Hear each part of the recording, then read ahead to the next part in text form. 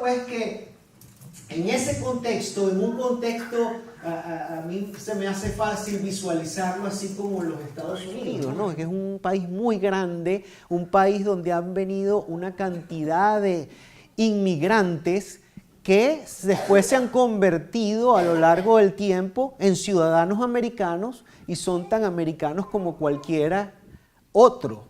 Pero esas personas, aquí vemos en los Estados Unidos un conjunto de minorías. Vemos las minorías de los latinos como nosotros, vemos las minorías judías y vemos particularmente en Nueva York, vemos una comunidad judía muy importante y en Washington.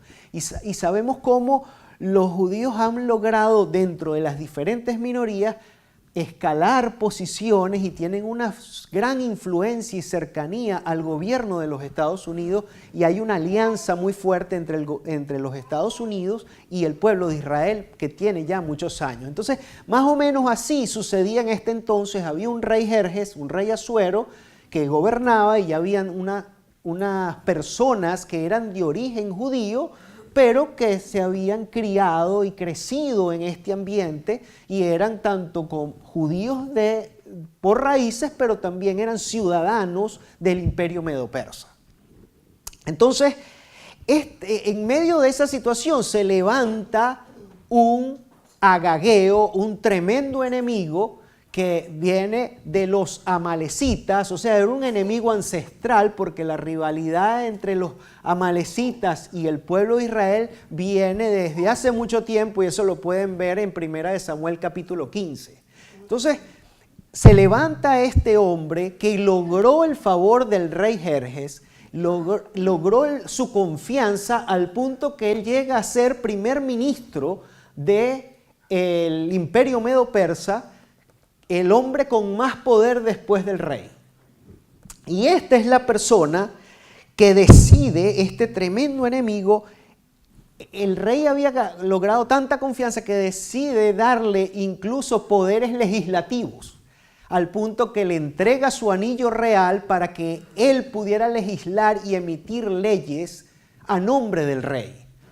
La primera ley que a este hombre se le ocurrió fue emitir un edicto donde se autorizaba por orden del rey y fue comunicado a las 127 provincias del imperio exterminar, aniquilar completamente a todo el pueblo judío.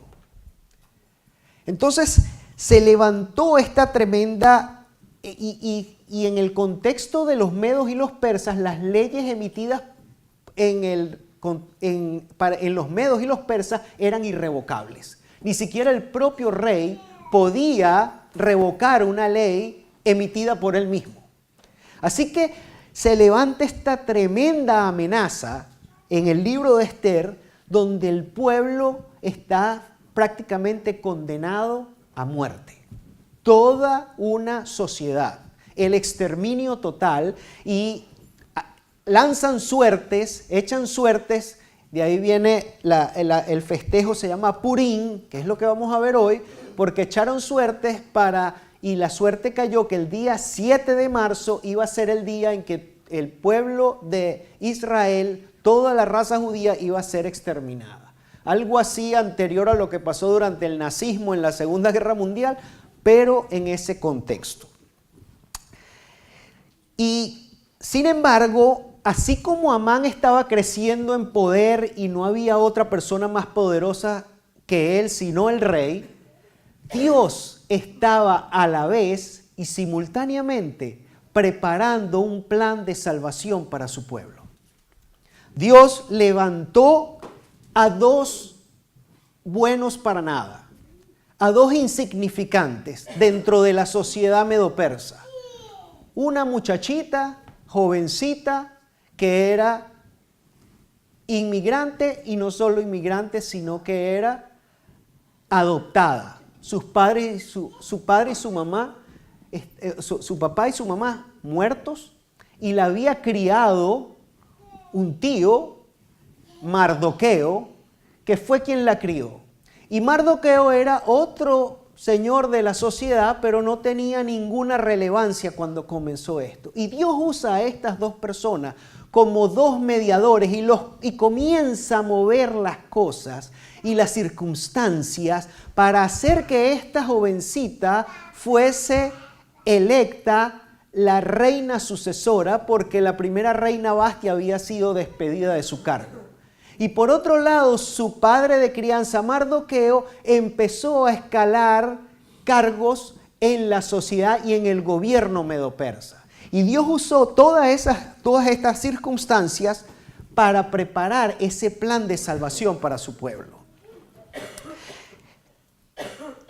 Sin embargo, todo cuando se emite el edicto, en realidad la ayuda del pueblo vino cuando por la reina Esther ahora decide arriesgar su vida, y no solo Esther, sino que Mardoqueo mismo había arriesgado su vida al no reconocer la autoridad de Amán, y Esther decide arriesgar su vida presentándose ante el rey en una sociedad donde ante las leyes de los medos y los persas nadie podía presentarse ante el rey si éste no los había llamado. El que se presentaba ante el rey y el rey no lo había llamado estaba prácticamente condenado a muerte, con la única excepción de que el rey extendiera su cetro real hacia esa persona como una señal de perdón de la vida, de perdón de alguien que ya por haberse presentado ante el rey era prácticamente hombre o mujer muerta. Entonces ellos arriesgan su vida para interceder ante el rey en favor de su pueblo. Son estas dos las personas que toman eso, y ya sabemos que Esther le pide a Mardoqueo la exhorta que se presente ante el rey para interceder ante el pueblo, y Esther le dice, pero yo no me puedo presentar porque prácticamente eso implica que voy a morir. Pero Mardoqueo dice unas palabras muy importantes. Quizás para este momento o para un momento como este fue que Dios te llevó al lugar y te colocó como reina de los medos y los persas.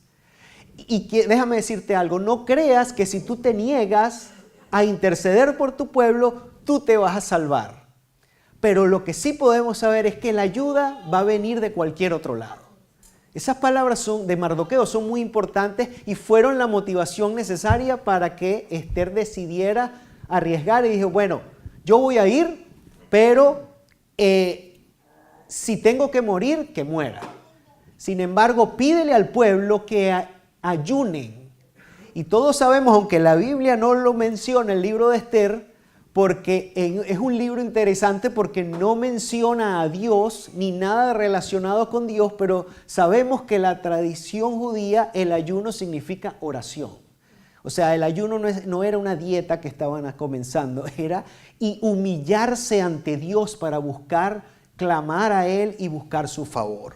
Y es esta oración y esta humillación lo que desata el poder de Dios, y terminan estos enemigos. Amán termina empalado en un poste que él había afilado, que él había preparado en el jardín de su casa para empalar a su enemigo Mardoqueo. Él termina siendo empalado allí. Antes de eso terminó siendo humillado porque le tocó pasear a Mardoqueo por la plaza en el caballo real. Los 10 hijos de Amán también terminaron empalados, y el día 7 de marzo, que era el día que se había determinado la aniquilación de Israel, más bien Mardoqueo había logrado ya emitir un edicto que le permitía al pueblo de Israel defenderse ese día. Y ese día murieron 75.800 enemigos de Israel.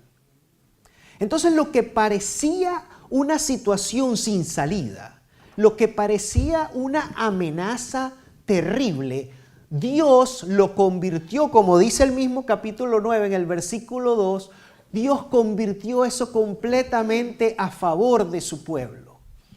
¿Cuántas veces nosotros no hemos enfrentado crisis que pareciera que no tienen salida? Una crisis económica, una crisis de una enfermedad, una crisis familiar. ¿Cuántas crisis no nos vemos sometidos mientras estamos en esta vida? Pero Dios es el único que es capaz de cambiar una crisis en una bendición. Y lo que vamos a ver ahora es que no solo Dios puede cambiar la crisis, sino que Dios cambia a las personas y Dios puede usar a alguien tan insignificante en la sociedad como una joven llamada Hadasa o Esther y la puede convertir en reina, o puede convertir a un hombre humilde de la sociedad en alguien que llegue a ser primer ministro, porque aquí vemos en el capítulo 9 y 10 que Mardoqueo fue elevado al cargo de Amán como primer ministro medo-persa. Y dice que ganó gran favor entre su pueblo porque Mardoqueo siempre estaba pendiente del favor y el beneficio de su población, de su pueblo. Entonces, el único que puede, y por eso yo he titulado el sermón de hoy, solo Dios cambia nuestro lamento en baile, como dice Salmo 30:11. Ahora, el texto de hoy, no lo vamos a leer por razones de tiempo, pero dice que allí en el versículo 20, que entonces después que pasaron todos estos acontecimientos, Mardoqueo registró todos los acontecimientos y envió cartas a las 127 provincias, al pueblo judío en las 127 provincias. Y dice que envió esas cartas para motivarlos a celebrar. Primer lugar, después, eso está en el versículo 21. Después dice que era una celebración que iba a ser anual, cada año. Y dice que les dijo que debían celebrar, la nueva traducción viviente, que es la que estoy leyendo, en el 21, en el 22 dice que debían, usa el verbo deber, o sea que la celebración era obligatoria, era un deber celebrarlo. Y dice cómo debía ser la celebración, dice que la celebración tenía que ser con alegría y festejos. Y también dice que debían obsequiarse porciones de comida unos a otros y haciéndole regalos a los pobres. Después dice que ese festival se debía conmemorar el tiempo en que los judíos quedaron aliviados de sus enemigos. Era una fiesta de celebración, pero a la vez de recordatorio de lo que Dios había hecho por ellos. Dice que, y por eso aquí dice, quedaron aliviados de sus enemigos, versículo 22, cuando su dolor se convirtió en alegría y su duelo se convirtió en gozo. Después, más adelante, en el versículo 24 al 26, nos da un resumen. Esos 3 versículos resumen prácticamente todo el libro, todos los acontecimientos del libro de Esther. Y luego dice que, por lo tanto, debido a la carta de Mardoqueo, en el versículo 26, y a la experiencia que vivieron, los judíos de todo el reino se pusieron de acuerdo para iniciar esa tradición, iniciar esa festividad. Por 2 razones, por la carta que envió Mardoqueo y por la experiencia que habían vivido. Luego del 27 al 28 nos habla que ellos se comprometieron a perpetuar esta fiesta, a celebrarla constantemente y a pasarla de generación en generación. Y más adelante dice que luego la reina Esther, aquí por primera vez se menciona el nombre de la mamá de Esther, que no lo había mencionado en ningún lado, y sabemos que se llamaba Abihail. Junto con Mardoqueo el judío escribieron otra carta en la cual la plena autoridad de la reina respaldaba la carta de Mardoqueo para establecer el festival. Y se enviaron esas cartas con deseos de paz y seguridad a todo el pueblo de Israel esparcido en las 127 provincias. Más adelante dice que el pueblo decidió celebrar el festival en la misma manera en que había decidido establecer el tiempo de ayuno y luto para sí y sus descendientes. Entonces, lo que vemos en este texto de hoy es prácticamente una exhortación a la celebración. Nos invita a celebrar. Y esto lo hace Esther y Mardoqueo emitiendo cartas y enviándolas a todo el pueblo para que el 7 y el 8 de marzo se celebrara en todo el imperio el recordatorio de cómo Dios había librado al pueblo de la exterminación total. Ahora vamos a ver algunos puntos, algunas lecciones que podemos aprender de este texto. En primer lugar, a todos nos gusta celebrar. ¿A quién no le gusta celebrar? Que levante la mano. A todos nos gusta celebrar, ¿verdad? Ahora, para celebrar hay que tener una motivación. O deberíamos tener una motivación. Hay personas que les gusta celebrar sin motivación. Por ejemplo, yo vi personas en Venezuela que veían que había una música y repartición de comidas y ellos no sabían que estaban celebrando, pero ahí iban. Nada más por el fin de celebrar. Pero toda celebración debe tener y tiene una motivación, aunque esa motivación sea conocida o desconocida por los que participan de la celebración. Y nosotros en este tiempo, hace poco en este país se celebró el Memorial Day. Y el Memorial Day es un día en que en los Estados Unidos de Norteamérica se celebra la caída de los muertos en batalla, que dieron su vida al servicio de su país en lucha del principio de libertad. Sin embargo, ese es un día que es de fiesta nacional, es un día que cuando cae en la semana, para muchos lo que significa, wow, no tengo que ir a trabajar. Y para otros también significa shopping, porque hay buenas ofertas en las tiendas ese día. Y la verdad es que todos participamos de la fiesta sin tomarnos un minuto en pensar por qué estamos celebrando. En meditar por qué se celebra ese día una fiesta nacional. Y no los culpo, pero lo peor es que para el pueblo de Dios también puede pasar lo mismo.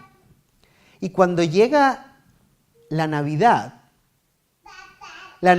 se transforma en un tiempo de celebración y alegría, de muchos alimentos, de mucha fiesta y música, sobre todo si es en el pueblo latino, y muy pocos se toman el tiempo para meditar cuál es el verdadero significado de esa celebración.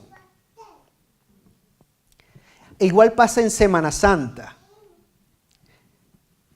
La muerte, celebramos la muerte y resurrección de nuestro Salvador, nuestro Señor Jesús.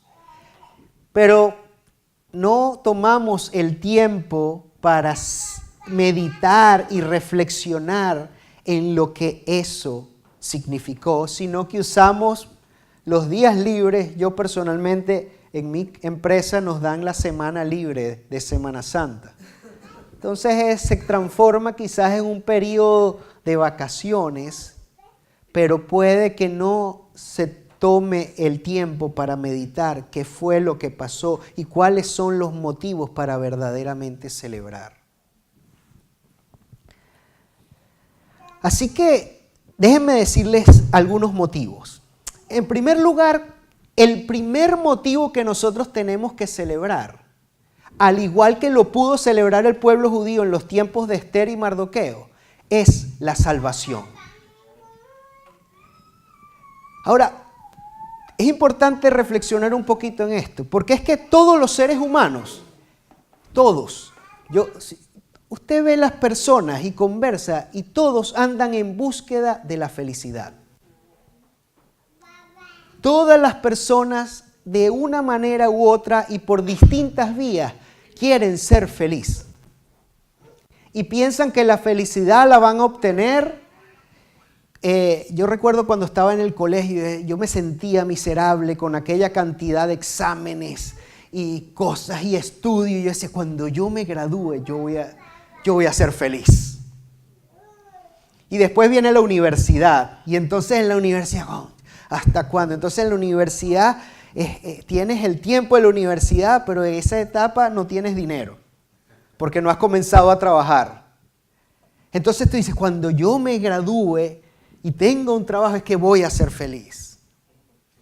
Y después entonces tienes trabajo y tienes dinero, pero estás solo. Entonces cuando yo me case y tenga a mi esposa, es que voy a ser feliz. Después tienen la esposa y tienen los hijos y tú dices, wow, recuerdo mis tiempos de soltero. ¿Verdad? Y así pasa la vida en esa búsqueda de la felicidad y la verdad es que nunca la encuentras. Ahora, casi todas las personas tratan de alcanzar esa felicidad a través del dinero, la fama, la belleza o el poder. Cada quien a su nivel, en distintos grados, pero cada quien anda buscando esas 4 cosas para sentir su realización personal y sentirse feliz. Sin embargo, aunque consigas alguno de esos puntos o varios de esos puntos en algún momento, la felicidad que esos aspectos, el dinero, la belleza, el poder, ¿verdad?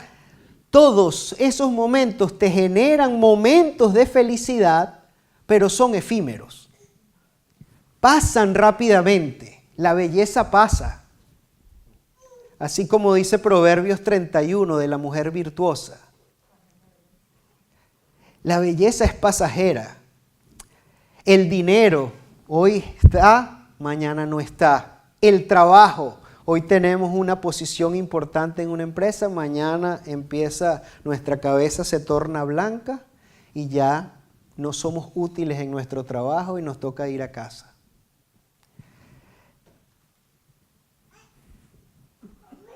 Solo Dios puede dar esa felicidad. Y la paz que sobrepasa todo entendimiento.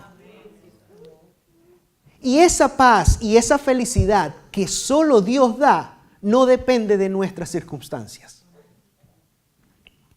Y solo Dios puede cambiar entonces nuestro lamento en baile.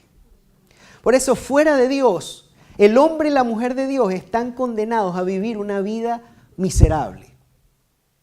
Totalmente miserable. Y lo digo por experiencia propia. Y no solo eso, sino que es una vida ausente de paz y seguridad. Es una vida que no tiene... Yo conozco personas con mucho dinero que no tienen paz. Y son inseguras.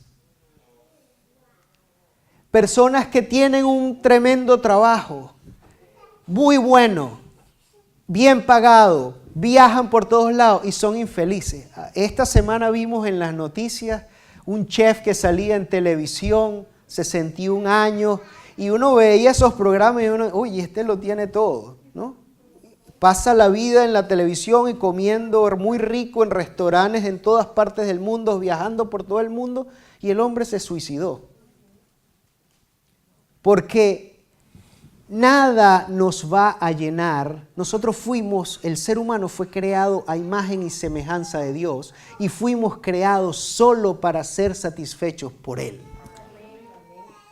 Apartados de Dios, nada podemos hacer. Pero lo más importante de la motivación para nosotros celebrar es recordar de qué nos salvó el Señor. Y esto es muy importante y a veces lo pasamos por alto. Si ustedes ya tienen tiempo en la fe, a veces se puede tornar la fe como estamos tan acostumbrados a la gracia de Dios que pasamos poco tiempo meditando de qué nos salvó el Señor. Una pregunta que yo hacía en mis grupos de estudio en Venezuela, a personas de la iglesia, yo les decía, explícame en tus propias palabras qué es el Evangelio y qué es las buenas nuevas. Buenas noticias. ¿Y cuál es la buena noticia? La buena noticia de que el Señor murió en la cruz por nuestros pecados y nos dio la vida eterna. Ok, eso es cierto. Pero ¿a dónde te conducían tus pecados?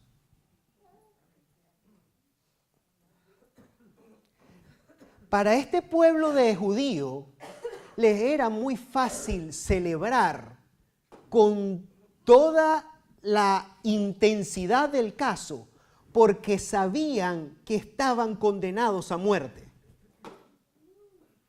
Iba a venir un día, el 7 de marzo, en que todos iban a morir.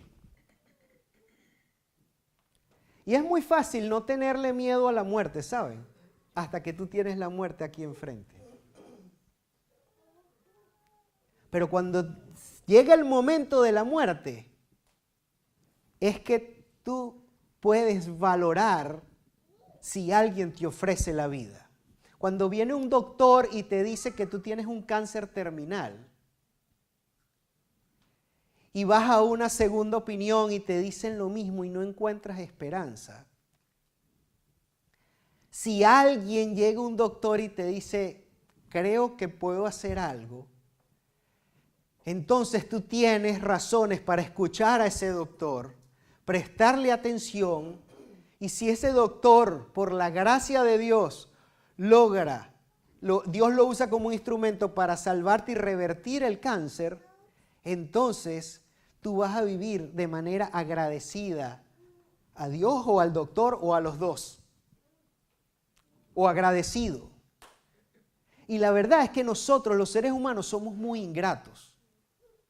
Cuando alguien se ha portado bien con nosotros, simplemente disfrutamos de lo que esa persona nos ha dado, pero somos muy malos en permanecer fieles, en agradecimiento a la persona que ha tenido un favor con nosotros.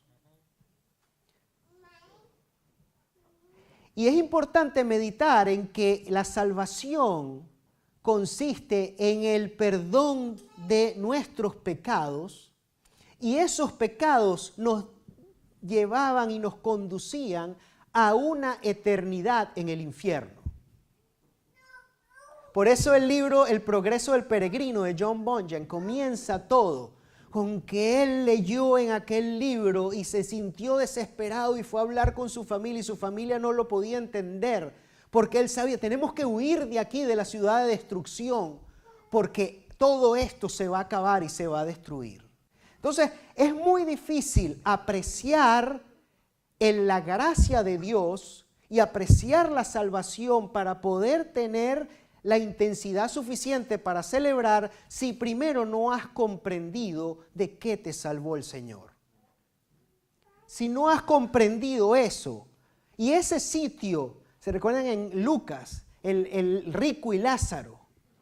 Dice Lázaro, después de haber muerto, el rico le dijo, Padre Abraham, ten misericordia de mí y envía a Lázaro para que moje la punta de su dedo en agua y refresque mi lengua porque estoy atormentado en estas llamas.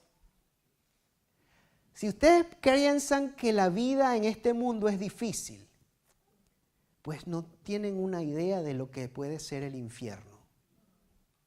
Porque el infierno es un lugar de tormento y un lugar de tormento eterno, de angustia. Entonces, el poder reconocer de que Dios ha tenido su asombrosa gracia y ha vertido su asombrosa gracia sobre ti, y siendo pecador y siendo merecedor de su justicia y de su castigo eterno en ese lugar de angustia, y que te haya sacado de allí y haya vertido toda su ira y su justicia sobre su Hijo Jesucristo para que tú pudieras recibir, fuera imputada su justicia sobre ti que eres pecador y pudieras recibir algo, regalo de Dios que no lo mereces. Cuando meditamos en eso, entonces tenemos razones de sobra para celebrar.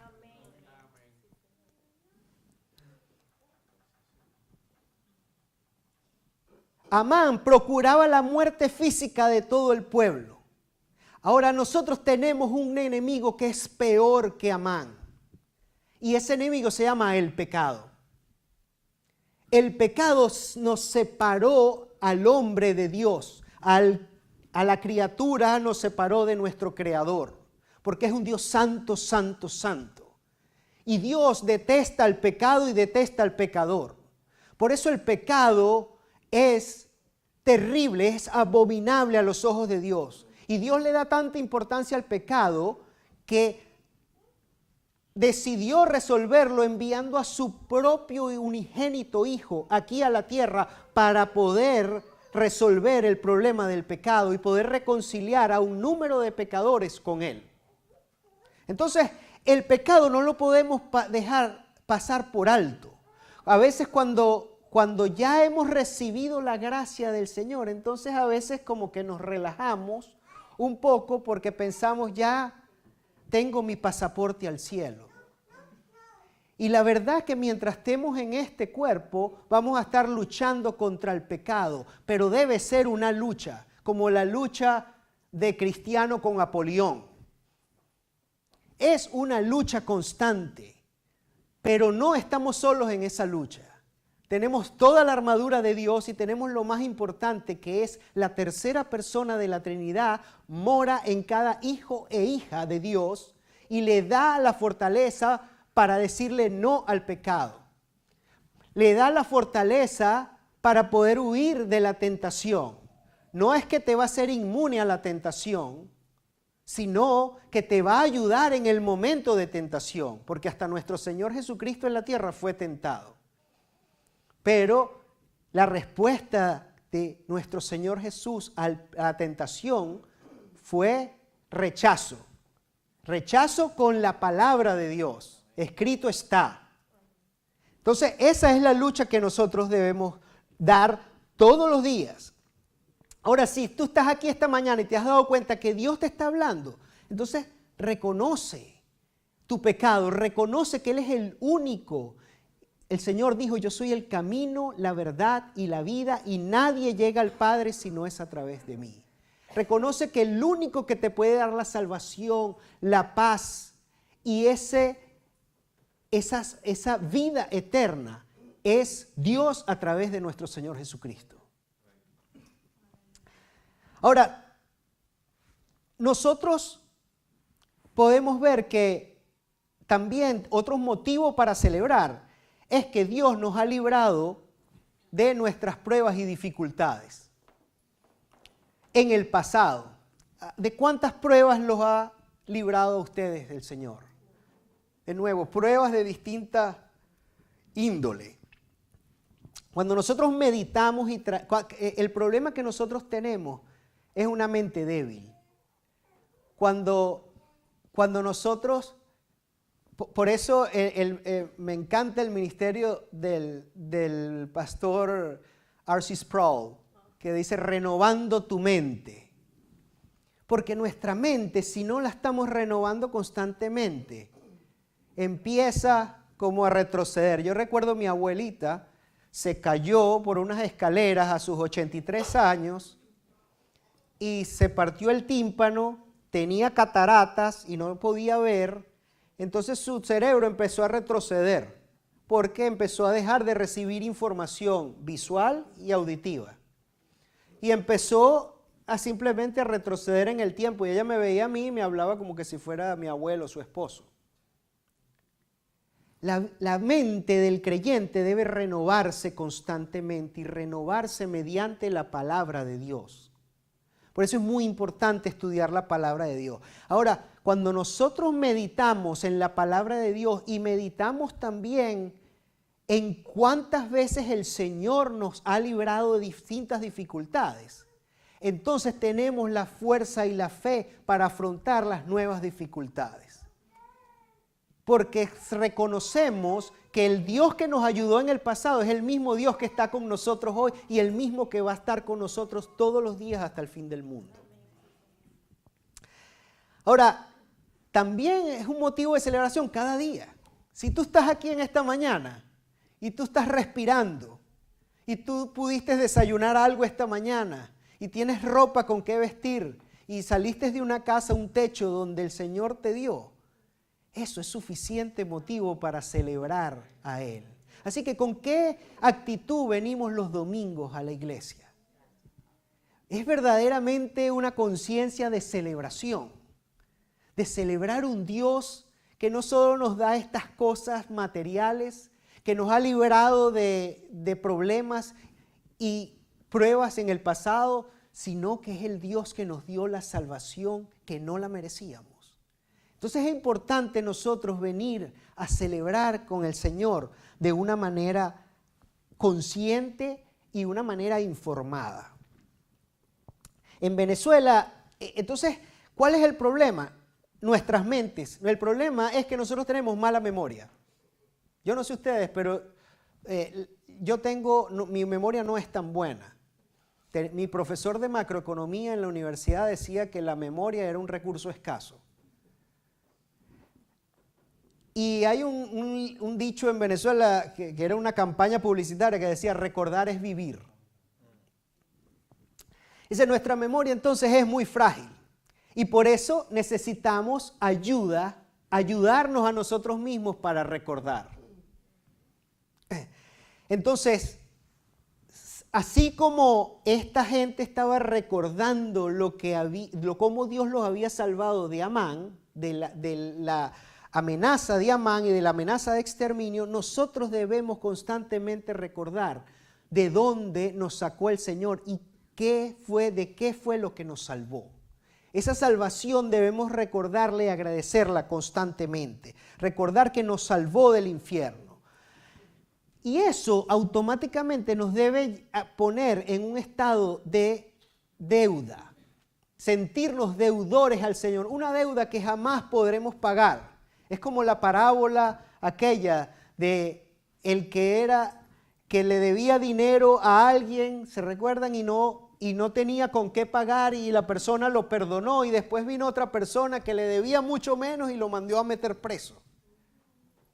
Nosotros, si hemos sido objetos de la gracia de Dios y de su salvación, es una deuda que no podemos pagar. Debemos vivir con ese sentido de agradecimiento y de deuda constantemente porque nos dio algo que no merecíamos. Ahora, no podemos de nuevo apreciar eso si no entendemos y visualizamos el infierno y de dónde nos salvó el Señor.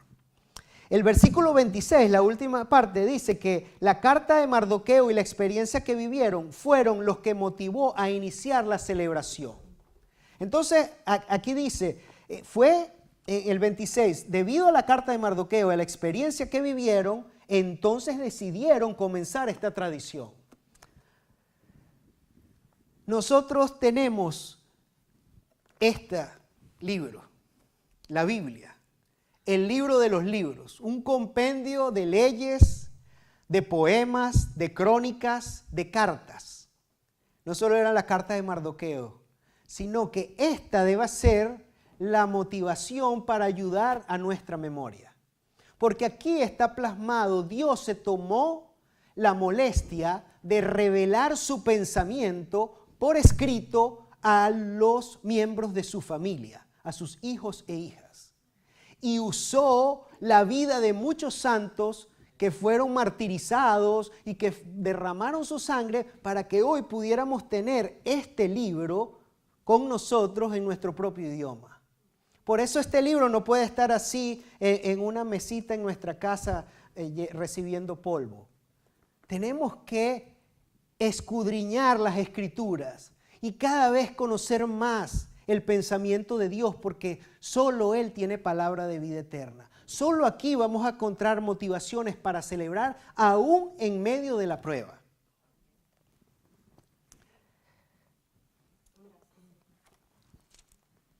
las experiencias que hemos vivido, como dice aquí, ellos habían vivido su experiencia y sabían claramente estos judíos de qué los había librado Dios.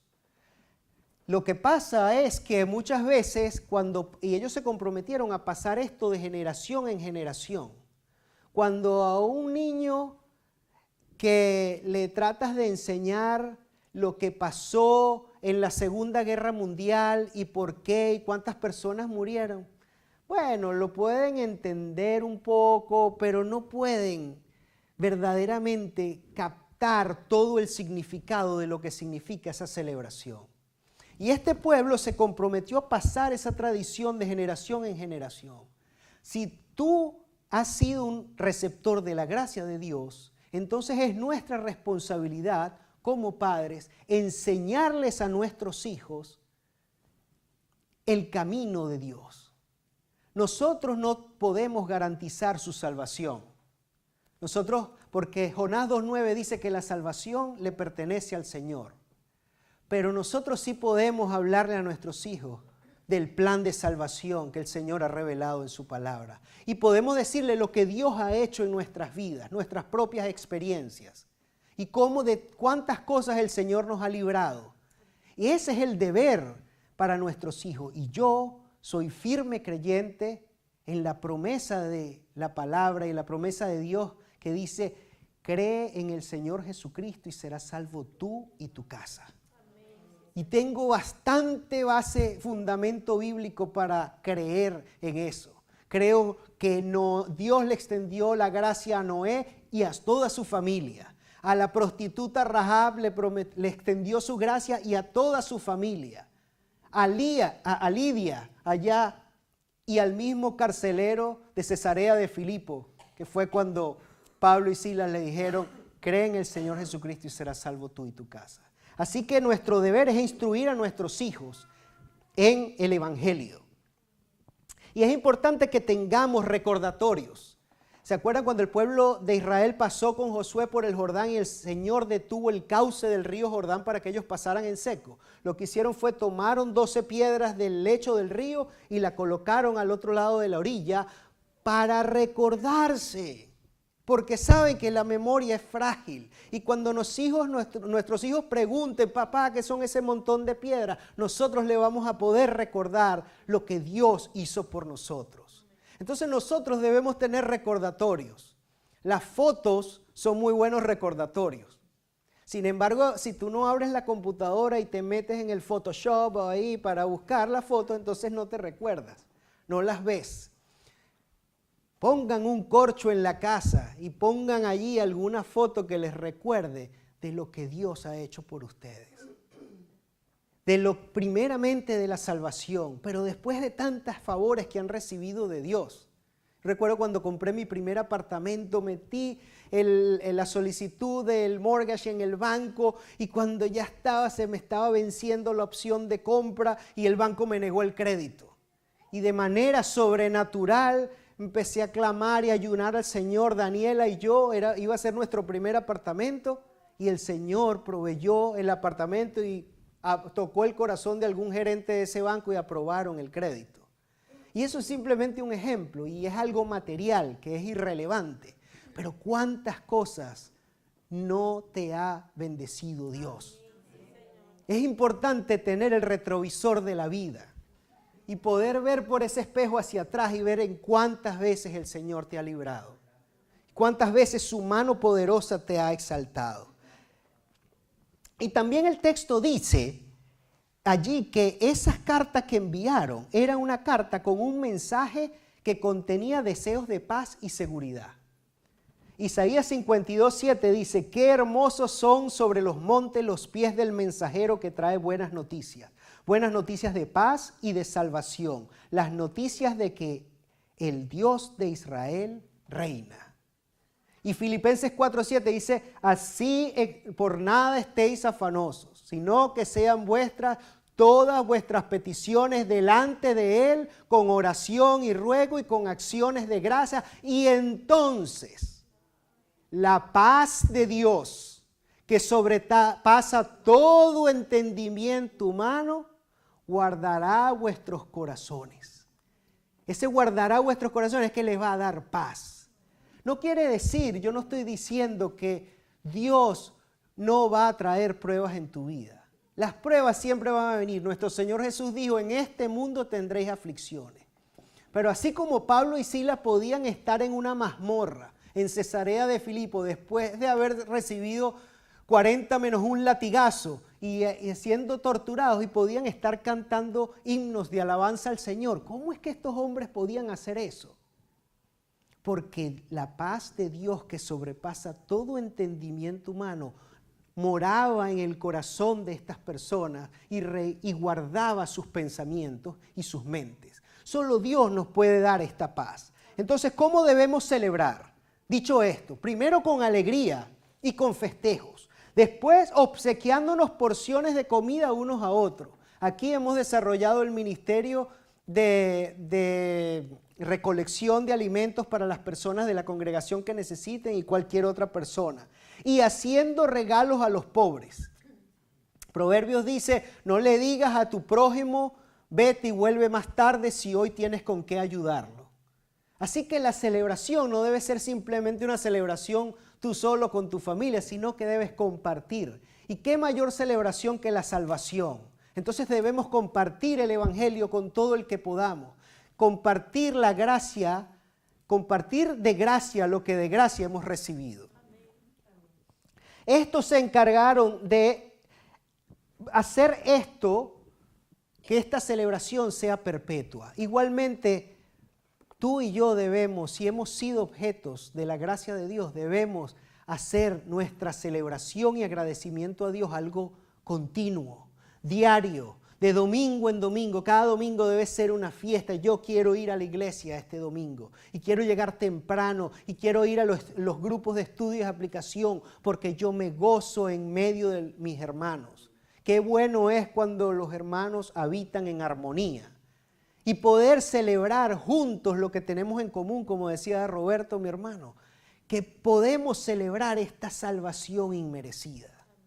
Ahora, si tú has sido receptor de esa gracia, entonces no importa, acuérdate de lo que Dios hizo con su pueblo en los tiempos de Amán y Esther. Una situación que parecía perdida, Dios la transformó y transformó su lamento en baile. Yo no sé cuál es la situación que tú puedas tener esta mañana. Si estás enfrentando alguna prueba física, si estás de salud, alguna prueba material, económica, alguna prueba familiar, personas que tienen padres enfermos o atravesando una enfermedad muy fuerte. Confía en el Señor. Entrégale tu vida al Señor y Él es el único que puede transformar una situación que parece muy mala en algo para que tú tengas motivos para celebrar. Y si por casualidad tú no has recibido, no has tenido una relación con el Señor y tú sientes que Dios te ha hablado en esta mañana y en esta tarde ya, entonces ríndete a Él como hizo el pueblo judío en los tiempos de Esther. Se rindió a Dios, se humilló ante Dios, clamaron a Dios y pídele que te perdone, reconoces tus pecados, pídele que perdone esos pecados y que te limpie y que tú puedas ahora Él pasar a ser el Señor de tu vida. Porque solo en Cristo hay salvación. Que el Señor les bendiga.